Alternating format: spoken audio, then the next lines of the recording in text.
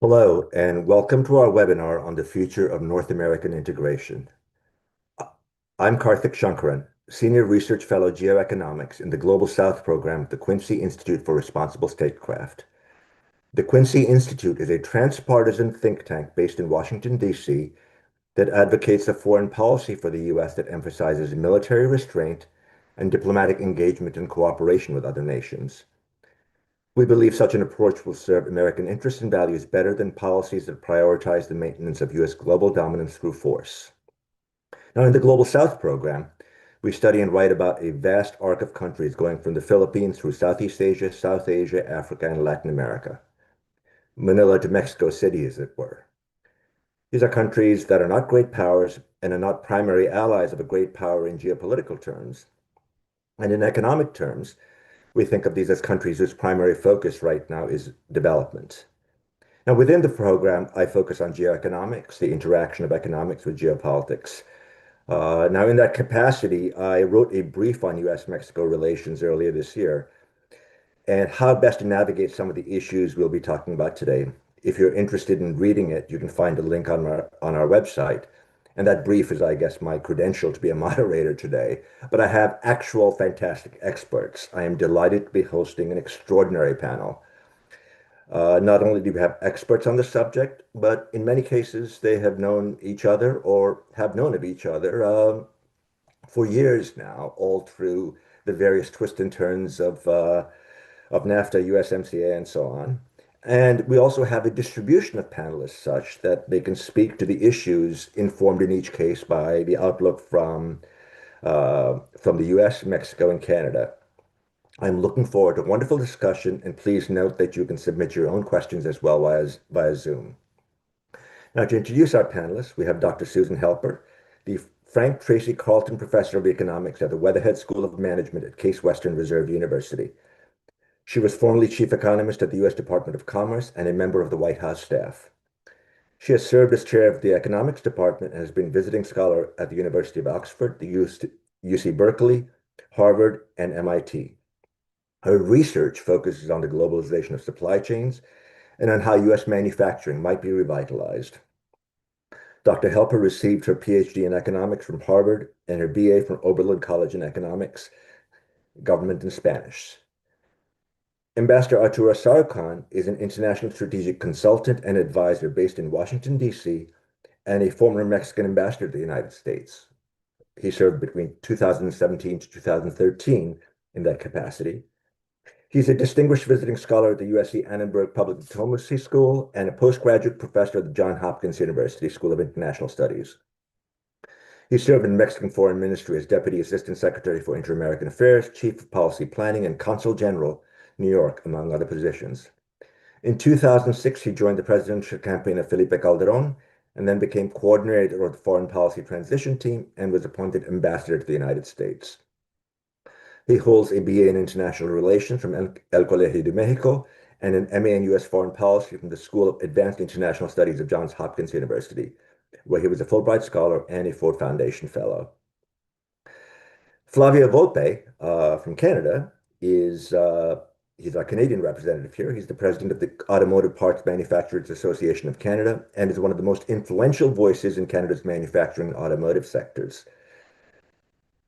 A member of the Order of Canada, Flavio has led the APMA since 2014, championing Canadian innovation and competitiveness on the global stage. He was instrumental in securing stronger regional content rules during the USMCA negotiations and mobilized Canada's automated supply chain to produce critical medical equipment at the height of the COVID-19 pandemic. Most notably, he spearheaded Project Dara, the first ever all-Canadian zero-emissions autonomous concept vehicle, demonstrating Canada's leadership in advanced manufacturing, clean tech, and mobility innovation. Flavio has been named Industry Leader of the Year by Automotive News, featured on the Maclean's Power List, and counted among the Hill Times' most influential people. Now, I thought, let's dive in now. And I thought before we go on to the prospects of USMCA itself, I thought we'd do a little retrospective. And I'm going to start with Susan actually. And the question is, you know, how has USMCA worked? What was it intended to do from the US point of view? Because the US actually pushed for changes in President Trump's first term that led from NAFTA to USMCA, and I think all of you were involved in that process in some form or another. So, what were those changes intended to do from the US point of view? And why are we wondering what happens next? And I'll go to Flavio and Volpe, Flavio and Arturo as well to ask a version of those questions. But let's start with you, Susan, since we're the motive force behind NAFTA becoming USMCA. Yeah, so there's like a page and a half of goals in the text of USMCA, and so they boil down to essentially, I guess I'd say three things. So one is kind of promoting trade as an end in itself. Just I'm not sure why that's a goal, but it is, and I think that it has succeeded. We've seen increases in imports and exports of autos. It's throughout the region. A second thing is improved labor conditions and wages, and that one I think there's some innovative mechanisms in the new USMCA compared to NAFTA. So there's something called a rapid response network that enables uh, I think unions, anyway, it enables sort of going after or cases to be brought about specific plants. And this applies, I think, only to Mexico. And there's been several cases, so about 20,000 workers have seen either their wages or their union access improved. That's out of a labor force of many tens of millions. And so there's an expert committee also set up by USMCA that in October it found that Mexico was not living up to its labor obligations.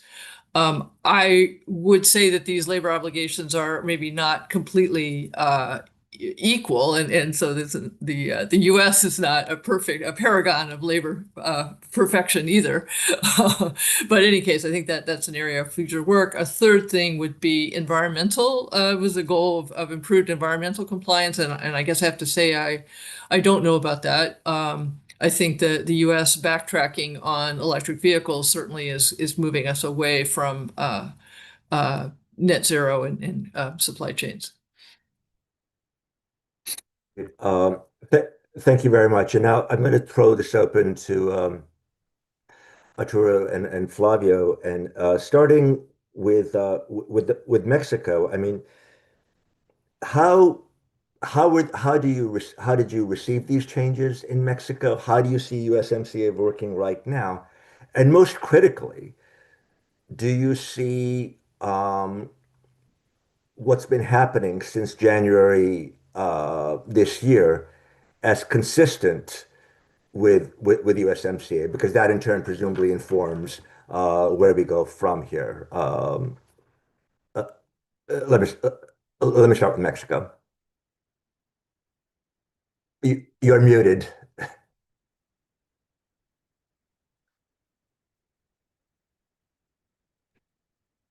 We can't hear you.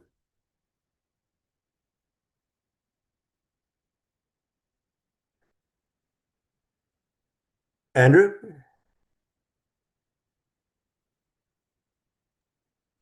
Can you hear me? Yeah, now I can hear you. I was saying that I hadn't muted the Oh, okay. my platforms, but it's a pleasure to be with you, and it's good to see former colleagues.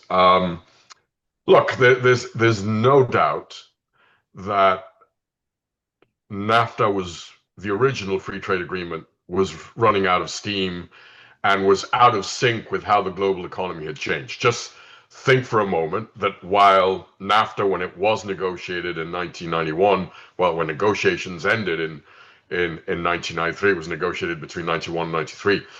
It was the gold standard of free trade agreements, not only in terms of how it had been conceived, the disciplines, but also in the fact that it was the first free trade agreement between two industrialized nations and an emerging economy, which was Mexico. But if you stop for a minute and think that when USMCA got renegotiated, when NAFTA was conceived, there was no such thing as Amazon or eBay or the digital economy or IP or biologicals. And so there was a very, very critical need to modernize the edifice of NAFTA. Now, one could argue that we had done that the intelligent way when Mexico, Canada, and the United States uh, joined the TPP, because the TPP was a way of modernizing that regulatory edifice, inserting it into the 21st century without having to renegotiate NAFTA per se. TPP would have, in a certain way, superseded NAFTA, and therefore there wouldn't have been a need to renegotiate the agreement. The moment the US pulled out of TPP on the first day of the Trump 1.0 administration, that obviously fell overboard. But there was clearly a case to make as to how we needed to modernize this. You will all remember that one of the big leaps of faith was when, after the Bush 41 administration lost the elections, Clinton requested that there be side agreements on the environment, on labor, tacked on to the original text.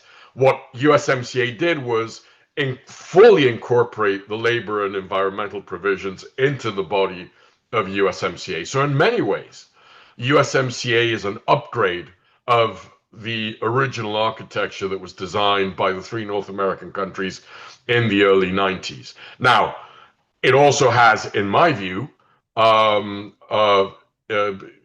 chapters where I think we went backwards towards a mercantilist view of trade in North America. I think the clearest example, Flavio and I may disagree on this, but clearly, in my view, by upping the rules of origin for the automotive sector under USMCA, I think that the North American automotive industry loses edge and loses competitiveness in the one region of the world where sales of small cars continue to grow. They've been more or less stagnant in North America, but in Asia, South Asia, where we need to compete as a North American automotive industry, I think that sort of creates some challenges for us going forward.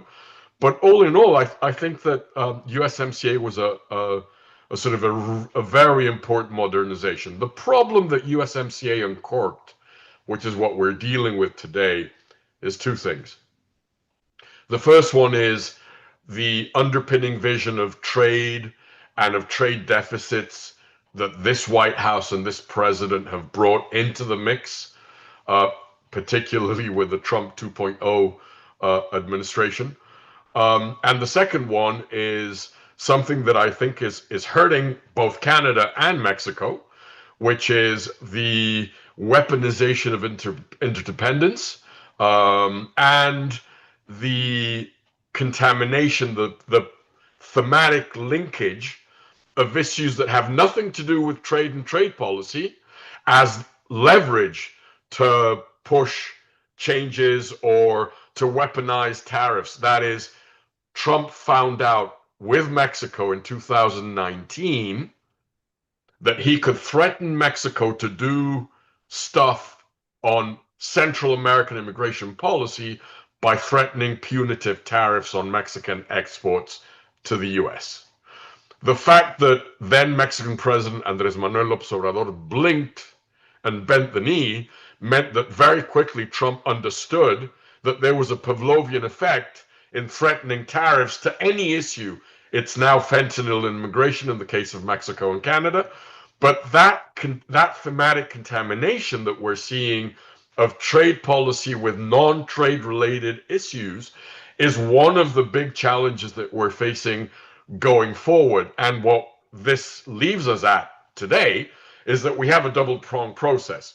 We've got negotiations ongoing between Canada, the United States, and Mexico, or between Canada, Mexico, and the United States related to AIPA and 301 tariffs. But then in parallel, we've got the statutory review of USMCA, which is coming down the pike next year. Formally, it's supposed to start in July of 2026, but I don't know if Flavio and Susan concur with me that everything points to the administration, A, wanting to start that review / renegotiation process earlier in 2026, and B, that one of the potential results of that review process could end up being the decision by the White House that they no longer want a North American regional FTA, but that they actually want two separate bilateral trade agreements, one with Canada and one with Mexico.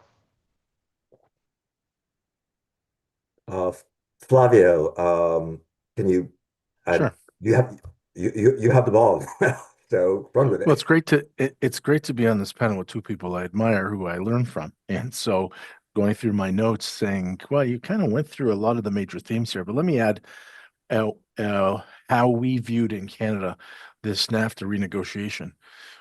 We thought that the real globalization in terms of formal trade agreements origin point was the original FTA between Canada and the US and or the original NAFTA between the three North American countries, and then on the other side of the Atlantic, the Maastricht Treaty and the Europeans taking that next step. And I think the hope in those formal agreements between these major countries and trading partners was to find the synergies. In North America, it was, look, we've got this emerging economy in Mexico, where if we can take advantage of some of the cost benefits we have continentally, and then help that market evolve, we'll have a new market and then access to some of the cost advantages that would otherwise have to be sought in Asia or Eastern Europe, at least from a automotive point of view. And Canada was a mature market that the Americans, essentially built a car in Canada for every car they sold in Canada. We have a natural resource and mineral reserve proportional representation that was bigger than our population, and everybody was going to win in that space. In successive trade agreements that the Americans negotiated and signed through the years, using auto as the case study, every successive trade agreement had a lower content requirement in it for compliance for a vehicle to be sold tariff-free in whatever the partner country the U.S. played with. At the same time, the Mexicans went on a real run about 10 to 15 years ago on understanding that this new industrial base was a great place to sell manufactured goods from the North American continent in southeast and west. And at one point, I remember, talking to my friends in Ottawa and say, how do the Mexicans have free trade agreements with 47 countries? And here we have trade agreements with several. The TPP negotiation originally constituted with the Americans at the center of it, really kind of a U.S.-Japan trade negotiation to bring together some of the main trading partners they have and take that one last shot at geopolitically encircling the growing Chinese hegemony. It failed in 2015, really, and into early 2016 when both nominees, the Republican nominee and the Democrat nominee, both said, hey, if I become the president, this isn't going to work. What we saw there in automotive rules of origin, in local content requirement for tariff-free sale of an American car in another market and vice versa, go from 62.5% on the original 29 parts categories that were in vehicles in 1994 to 45% on what was probably 65 parts categories.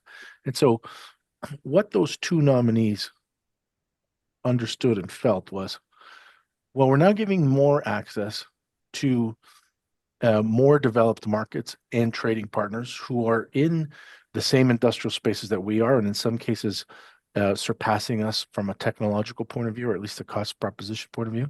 We're giving them freer access to the U.S. market with not much in return.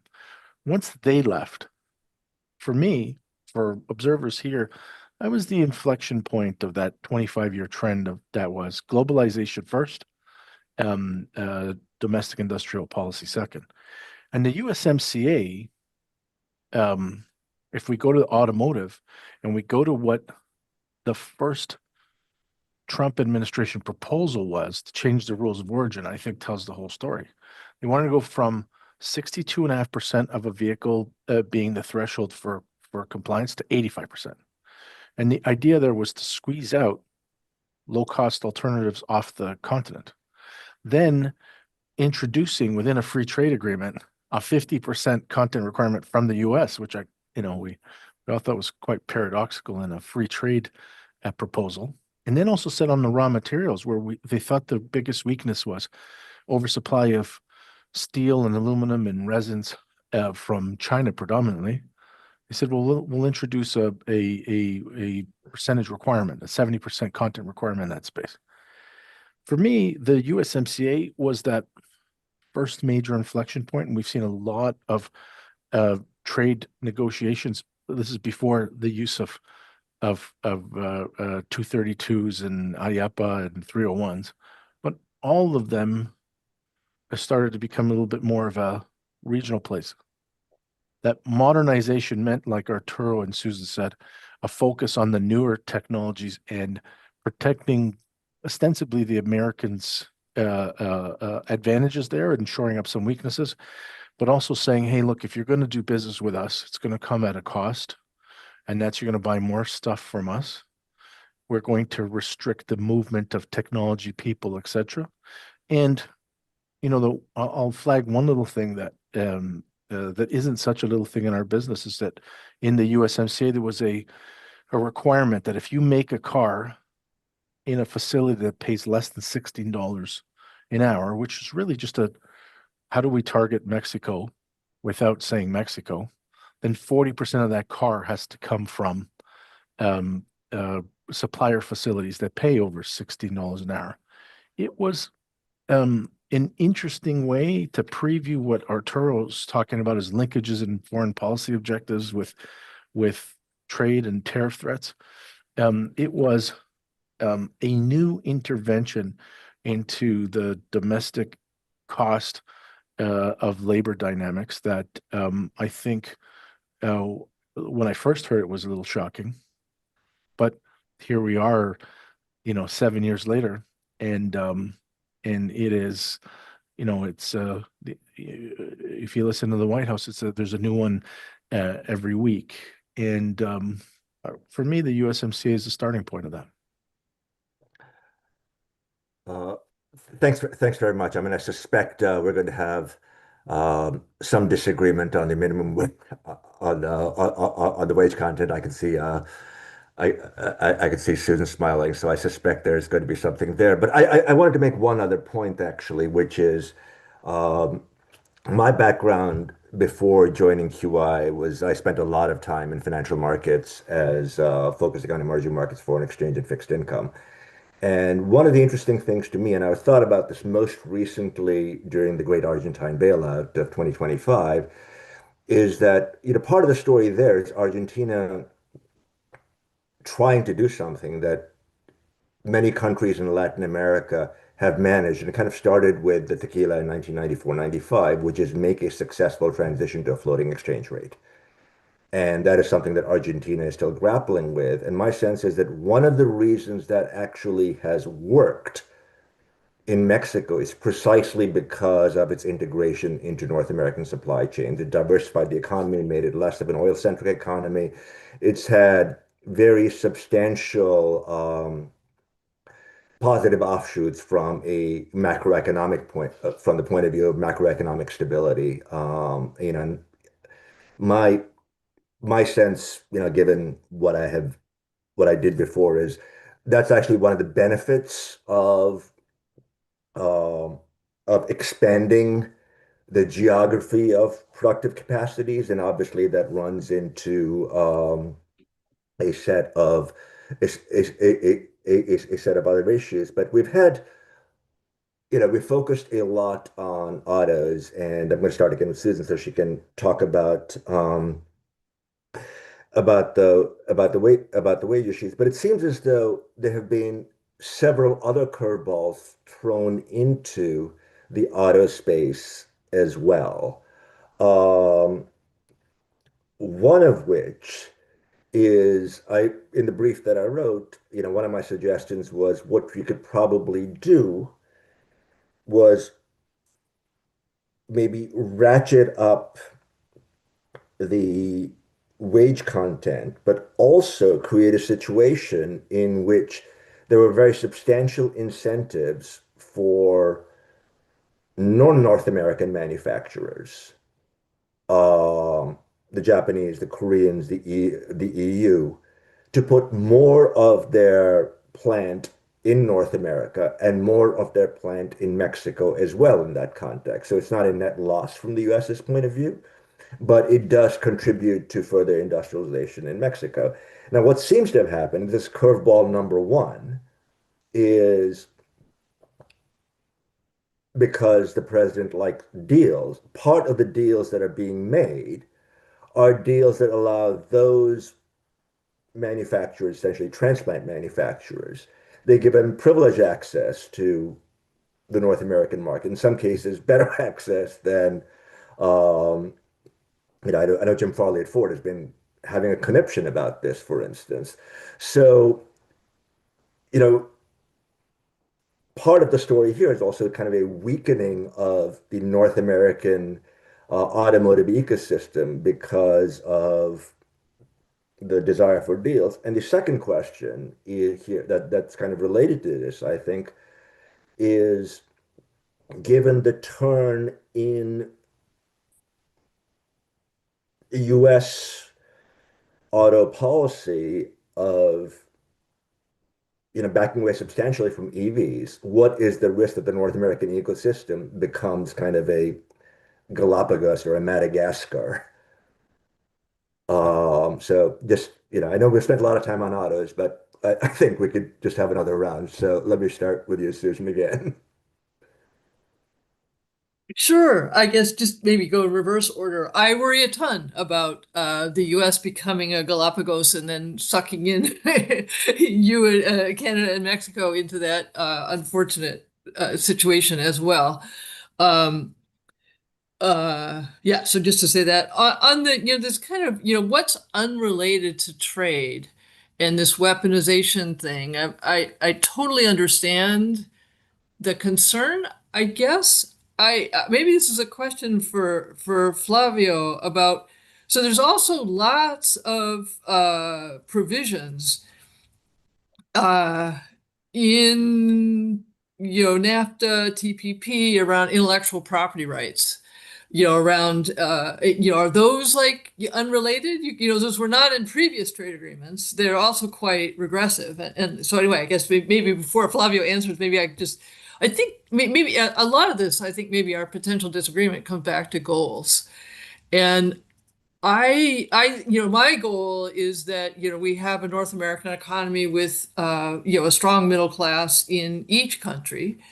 And so that means that, we don't see, well, I mean, the southern states in the US undercutting the northern states in the US and Canada. We don't see Mexico undercutting the US and Canada on wages, that we have a way of kind of gradually improving standards together.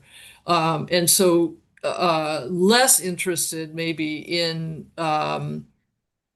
whether the amount of trade and more into on what basis can we have competition based on innovation and not on wages and environmental conditions. um,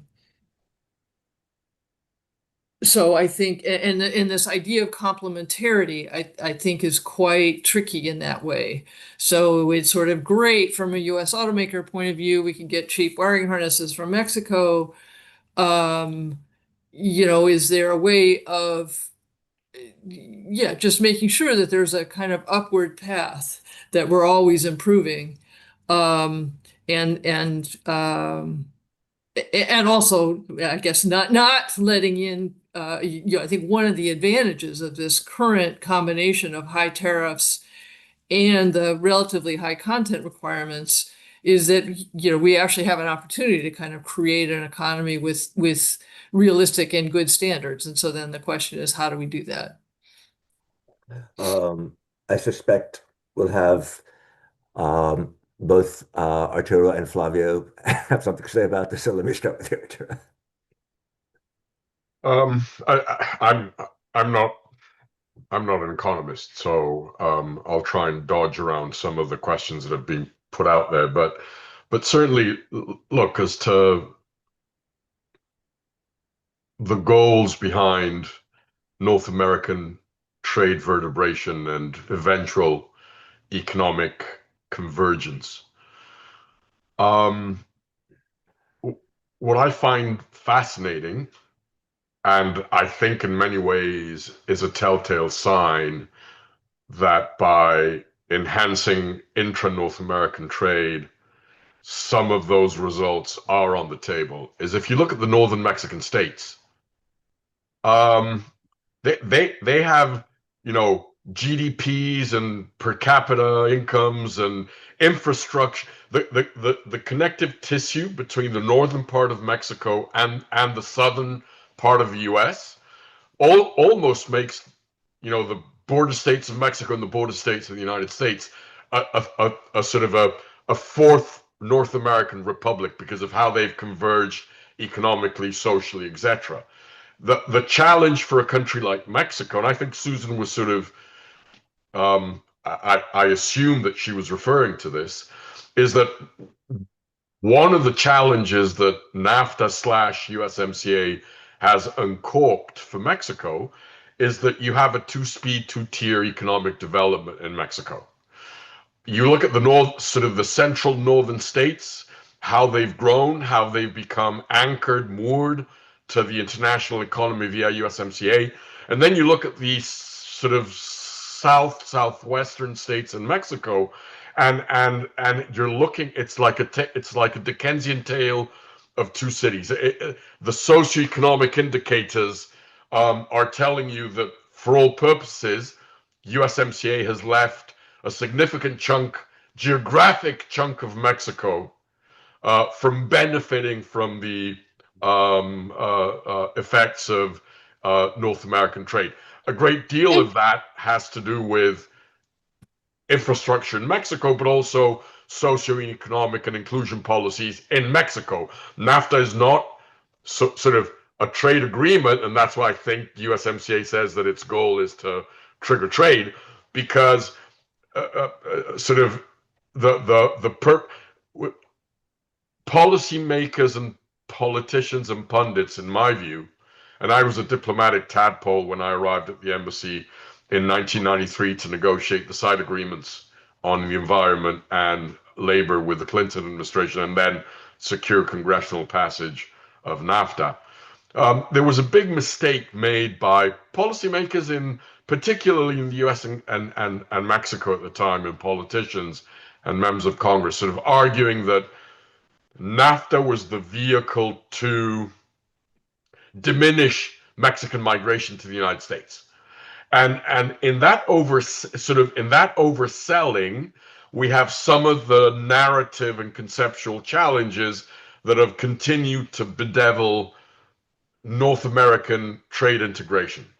And actually, can I ask a question there? Yeah. Because it seems like part of NAFTA actually made that worse in terms of some of the agricultural policies of. I know that argument is out there, Susan, but if you look at the data, sort of my argument would be actually no, I think NAFTA isn't responsible for that, because if you look at tonnage of corn planted in Mexico before NAFTA and after NAFTA, it actually went up. What happened was that small subsistence farmers in the southern central parts of Mexico were outcompeted by the investment of capital, of technology in northern Mexican ag practices. And it was more the domestic policies in Mexico that created that gap between haves and have-nots than the actual economic and trading integration in North America. But where I was headed is, and I didn't think of bringing it onto the panel because there are some beautiful graphs that compare what has happened to the complexity and the diversity of the Mexican economy pre-NAFTA and post-NAFTA over the decades. And if you look at the graph of Mexico's economic sort of color code pre-NAFTA, it's basically driven by oil, period. Yeah. And then as the decades pass, the complexity and the distribution of Mexico's economy and the size of its exports and the size of the economy starts changing profoundly. Today, if you were to compare those charts with, for example, the exporting economies of Asia, Mexico's economy in terms of color codes of, what's services, what's manufacturing, they're very, very, very similar. And so there is, I think, a net impact. Maybe it hasn't happened at the pace and the speed and the depth that many of us would have wanted it to happen, but there's an undeniable story of how Mexico's integration into North America and the fact that Mexico, along with Chile, are the two countries on the face of the earth that have the largest free trade agreement networks in the world today, shows that international trade in Mexico's mooring into globalization and international trade flows has in fact changed and augmented and widened the complexity of Mexico's economy in ways that did not exist before Mexico signed NAFTA. So there's a bit of and again, nothing tells this story better than a picture, but I don't have the graphs with me, Yeah. but I can share them with you, Karthik, if you want, and you can spread them around Yeah. those who've joined, because it's a very, very, very compelling story of how I think, despite the big and important challenges that persist for a country like Mexico, trade has indeed changed what the economic outlook of the country looks like today. No, as I said, given what I used to do, I'm very conscious of that. I've always phrased Mexico's issue as being not a complexity issue, it's a diffusion issue of the extent to which you've seen diffusion from integration of supply chains into broader parts of the economy in places like Malaysia and parts of Southeast Asia, Malaysia in particular, for instance. Yeah. Chile is different because Chile has a very different mode of integration into the global economy anyway. And their relationship with China is brutally different from ours with China. So Yeah, absolutely. But let me go to let me go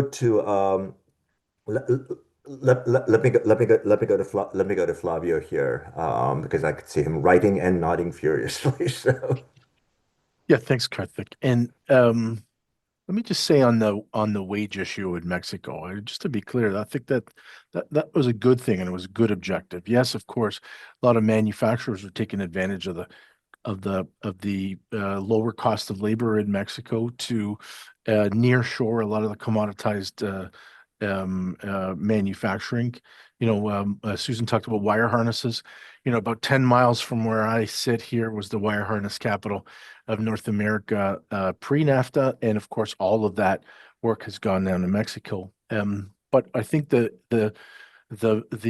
North American and specifically American automotive manufacturing experience of NAFTA, after the first few years where we saw production in the traditional automotive cluster in the Midwest centered around Michigan, but also including Ontario, including Quebec, but then Illinois, Indiana, New York, Pennsylvania. We saw a lot of those major manufacturing decisions start to grow in the Southeast and in Mexico at the opportunity cost of the Midwest. I think the impetus behind this labor content requirement was an understanding in Washington and also in Detroit that a disproportionate amount of the growth was happening. The FDI activity from foreign automakers was happening in Mexico to chase that $5 and $6 an hour wage instead of the $50 or so that was preeminent up in the Midwest. Canada's relationship with the U.S. markets has its fundamental relationship hasn't changed in 50 years. 75% of the goods that we export end up in American customers' hands in 1976 and 75% today. But that's a reflection of industrial Canada, which is predominantly just north of the Midwest states, predominantly tied through the manufacture of vehicles and other highly engineered goods and steel and aluminum, and for the most part, lumber that went into making things in industrial USA. You know, we used to call it the Rust Belt, and then it had a really good resurgence, and it's having a speed wobble at the moment. But the other part of the Canadian export experience is natural resources, so oil and gas out west. Really, over the course of the life of the FTA and the NAFTA, the cost of a barrel of oil tripped over the hurdle rate of what, when I was in school, we used to call the tar sands. But now is one of the, if not the most important source of petroleum goods in North America, or at least in this hemisphere. And but what the USMCA was designed to do and what the TPP was designed to do was to understand the difference between the 1994 economy and the 2018 economy, which is the enterprise value of the service economy, the enterprise value of advanced technologies, soft technologies, you know, that weren't reflected in really the terms. And Susan talked a bit about IP protections there. Forgive me for being Canadian. The graph for the explosion of those, the enterprise value of those technologies, like a hockey stick, and it wasn't really reflected in all of these. The trend towards globalization, the exposure of American investment and American IP creation, with the rise of, you know, I think as a global society, we said China will join the WTO and its middle class will enjoy a standard of living that will move it towards the values of Western democracy, and we'll all be great trading partners together. The Soviet Union fell, and Boris Yeltsin is going to drag us all into the same place, and that didn't happen. And so we spent a lot of time today talking about Trumpian protectionism, but I'll go back to when Susan and I would talk about the IRA and the Build Back Better packages of the Biden administration. I think started to address those not through trade implements, but said, okay, look, there's a real role for industrial policy here. Let's stop being naive about it. If our main industrial adversary is China, and it's industrial policy, and we struggled with that in Canada. We had to match a bunch of those things. We had to spend some time negotiating with the last administration on, hey, you know what? We're so intertwined. If you hurt, your intention may not have been to exclude Canada, but if you exclude Canada, there are massive American investments in Canada by the biggest American multinationals who count on some of the benefits they get out of Canada and then also access to US. Anyway, we negotiated some of those made in America clauses to be made in North America. Yeah. Where we are today with the use of 232s, the use of IEPA, the threatened expanded use of 301s, and with everybody, it threatens all the gains of the last 5-6 years. I'll say on the NAFTA USMCA auto discussion, I give full credit to the first Trump administration. From 2019 to 2024, the American content in Canadian assembled cars has gone up 10%. And yet in 2025, Canadian cars are the enemy. But cars made in Japan, made in Korea, made in the UK have a lower tariff threshold to pump Right or now, to get yeah. it. Yeah. Yep. Yet they don't have any American content in them. And I think the argument is all probably equal for Mexico. So as you block Mexican and Canadian cars, you're blocking tens of billions of dollars of American auto parts and American raw materials that go into those cars, then come back into the US. And that isn't the case for the other trading partners. So, where our hope is, politics aside, that some of that data will drive some de-escalation through the USMCA process to understand that you are hurting Dana, you're hurting US Steel when you hurt General Motors in Ontario, Canada. Yeah. And, similar arguments for Mexico. Thanks. I want to jump in now and just because we've kind of we went to the 30,000-foot view on globalization. It would be remiss of me not to point out that that next week we will be having a book talk with Branko Milanovic, hosted uh, by Marcus Stanley, our director of studies and an old friend of Susan's. So you should definitely check on our website. It's going to be great because Branko obviously is, my joke was, if you're an elephant graph nerd, which goes to a lot of these things we've been talking about, you should definitely tune in. We're also getting, we've had so much.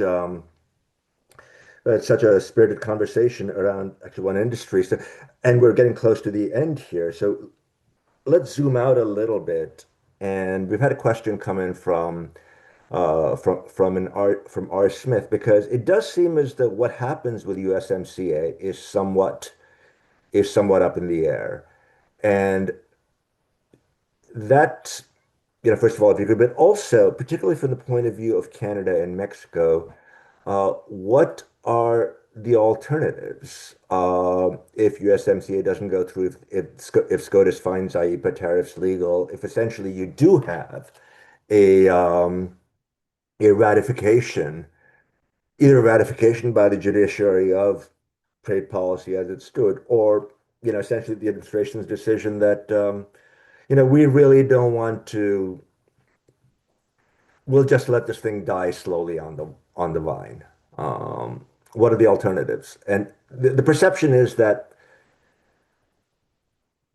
again, this is a point made this morning in a webinar I heard this morning, is that Canada and Mexico don't really have an alternative. I know Carney has been looking for alternatives, or says he has. Um, Mexico's strategy has been somewhat different. So what's the likelihood that the USMCA just dies, and what are the alternatives particularly for Canada and Mexico? Do you want to Go jump ahead, in, John. Flavio or Susan? No, go ahead. Go ahead. I frankly, I think it's going to be a bumpy ride. I think there is a real possibility that the North American framework could go the way of the dodo, and that we do end with two bilats instead of one trilat North American regional agreement. But I don't sort of, I think that increasingly, even though you're not getting this coming out from policymakers in the administration, I think there's a growing understanding that if the United States' recalibration, particularly when it comes to the economy, to trade flows, to AI, to EVs, etc., even critical minerals, if the United States' current recalibration of its relationship with China on those fronts is to succeed, it needs Canada and Mexico as part of the paradigm.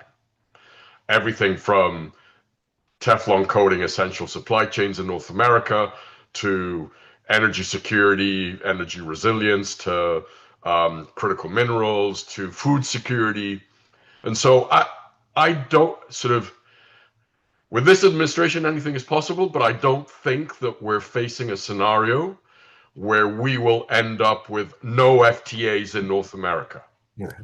Could I ask you a Um, question just about how that friendshoring would work? So thinking about like critical minerals, is it, or even something like EV batteries? I mean, is the idea that, I don't know, the US would say, we're not going to invest here, Canada, you invest here, or, there would be an agreement, Canada's going to invest here, US will not invest here in that, or how does, I think friendshoring is a great idea in theory, but I just wonder, like, how does it actually get implemented? And yeah.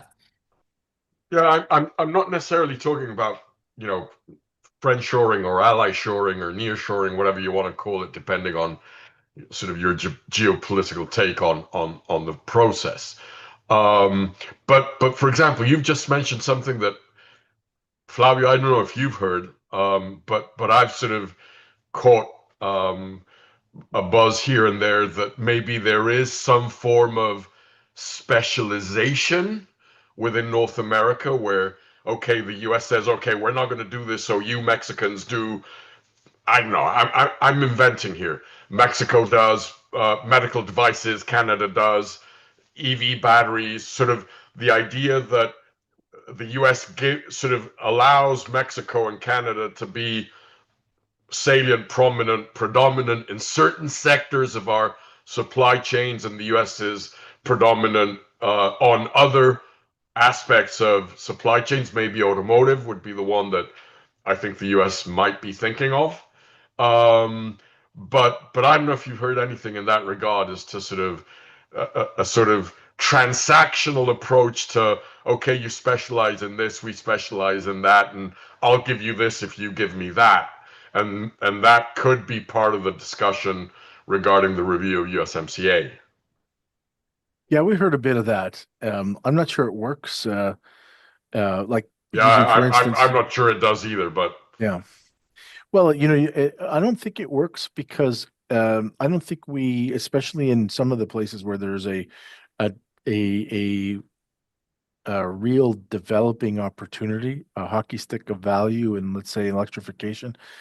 We hear Howard Lutnick said to a forum of 1,200 or so Canadian leaders in Toronto last month, America will make the cars, Canada will get the parts, and you guys can figure out what else you're doing. It's even if you could somehow write that into industrial policy or trade policy, I'm not sure that that's how capital flows, and I'm yeah. not sure that Canada that in that case the U.S. is giving away the thing that is the most valuable part. This administration sometimes, I have one of my boys is 19 years old and he's studying international relations at University of Toronto, and he knows everything. He's happy to tell me about the way the balance of power dictates trade flows. He does it with a confidence that is impressive, but it's untested. And a lot of the people who have the levers in this administration haven't tested those levers or been in a position where they've been, 30-year vets and have some of those scars. Now, what's happening is that the two most immediate trading partners, and then again others in the world, are reacting to it. Okay, look, whether those theories are testable or whether they'll work out in the long term, we're going to make a bunch of short-term concessions, and that's the turbulence we see in the international trade markets. The new prime minister here is spending a lot of time both telling Canadian audiences that we're looking for meat to new markets, and that we've got to reorganize the way our economy works. But the business community is saying, hey, by the way, look, on manufactured goods especially, and on raw materials, critical minerals, we're in a marriage we don't want out of. Mm-hmm. But even if we could want out of it, you can get a divorce. And that 50 years from now, the U.S. will still be 75% of our export market. Yeah. In strategic verticals, there are other places to do business.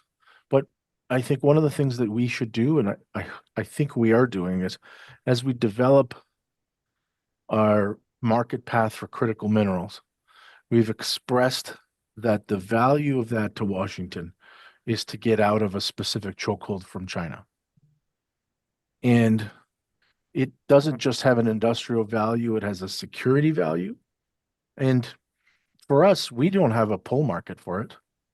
And I don't know that it serves our interest to extract process, put them on ships. But although we do have traditional relationships in Western Europe that I think in the ultimate market distortion that may actually serve us all well, the NATO countries agreeing to go to 5% defense spending by 2035, up from an average of somewhere over 2%, is going to move a lot of capital into a lot of places that's new volume and may create new alliances between Canada and a UK in a way that trips a turnstile that hasn't turned since the Second World War. But I mean, at least from my perspective, our industry, general Canada, we know we are absolutely, we cannot move from North America. And so we're not Yeah. spending any time thinking about how we're going to suddenly become the biggest trading partner of Europe. Yeah. You Yeah. can't control press alt delete, even though if there are some folks in Yeah. Washington that would Yeah. love to do that on both the northern and southern border. No, it's Yeah. my joke was I think during Brexit there's a famous line in Portrait of the Artist, history is a nightmare from which I'm trying to get awake. I think it's actually geography is a nightmare from which I'm trying to awake in the field of in the field of economics. We have 3 minutes left, so I'll give each of you 1 minute to say the thing you have most wanted to say, and I have not asked you. Do I go first? Here, let me do it real quick. Um, these relationships have been tested before, maybe not as acutely as they are now, but we have a common destiny on this continent, and that common destiny sometimes gets thrust in our face through an external crisis, sometimes through an internal crisis, but all of our security and economic resilience is tied together. And I think there's enough people in all three countries who form the critical mass that will guarantee that we will have a USMCA. And maybe it'll be disguised as two bilaterals or three bilaterals, but ostensibly the language is going to be a facilitator for continued integration. Thanks.